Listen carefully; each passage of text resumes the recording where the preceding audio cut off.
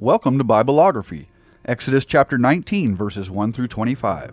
Music by Keys of Moon, generously donated by freestockmusic.com. Read by Kelly McClinton.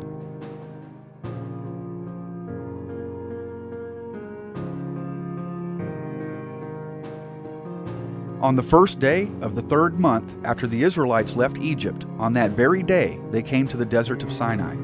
After they set out from Rephidim, they entered the Desert of Sinai, and Israel camped there in the desert in front of the mountain.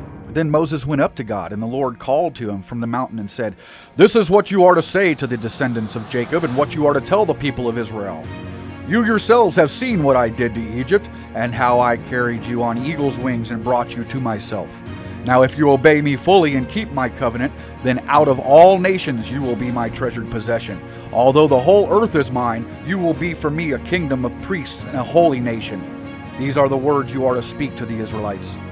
So Moses went back and summoned the elders of the people and set before them all the words the Lord had commanded him to speak. The people all responded together, "We will do everything the Lord has said." So Moses brought their answer back to the Lord. The Lord said to Moses, "I am going to come to you in a dense cloud, so that the people will hear me speaking with you and will always put their trust in you." Then Moses told the Lord what the people had said. And the Lord said to Moses, "Go to the people and consecrate them today and tomorrow.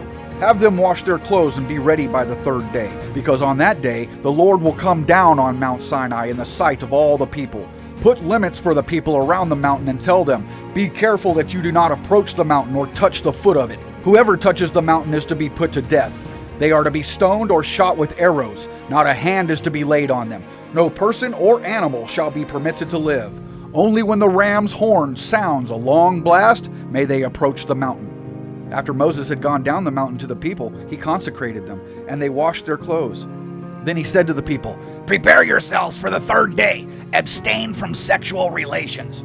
On the morning of the third day there was thunder and lightning, with a thick cloud over the mountain and a very loud trumpet blast. Everyone in the camp trembled. Then Moses led the people out of the camp to meet with God, and they stood at the foot of the mountain. Mount Sinai was covered with smoke, because the Lord descended on it in fire. The smoke billowed up from it like smoke from a furnace, and the whole mountain trembled violently. As the sound of the trumpet grew louder and louder, Moses spoke, and the voice of God answered him. The Lord descended to the top of Mount Sinai and called Moses to the top of the mountain.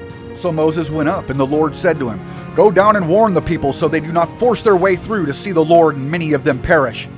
Even the priests who approach the Lord must consecrate themselves, or the Lord will break out against them." Moses said to the Lord, "The people cannot come up Mount Sinai because you yourself warned us.